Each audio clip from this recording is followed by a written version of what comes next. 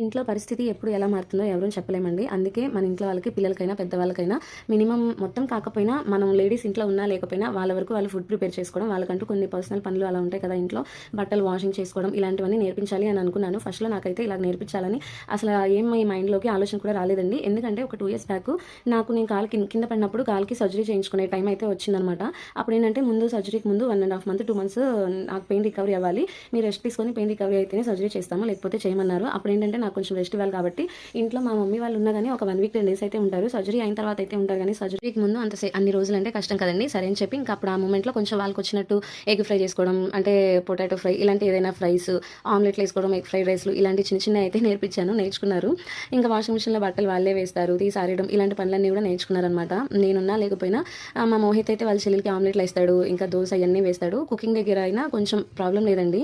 వాడు చేసి పెడతాడు. మా తను అంటే ఇంకా చిన్నది కాబట్టి అంత దూరం అయితే ఇంకా రానిలేదు. మా మోహిత్ అంటే కొంచెం పెద్దోడయ్యాడు కాబట్టి నేను లేకపోయినా గ్యాస్ స్టవ్ దగ్గరైనా ఇద్దరు చాలా జాగ్రత్తగా ఉంటారు, చేస్తారనమాట. ఓకే ఫ్రెండ్స్, వ్లాగ్ నచ్చితే లైక్ ఇచ్చేసి ఛానల్‌ని సబ్స్క్రైబ్ చేసుకోండి. Bye friends.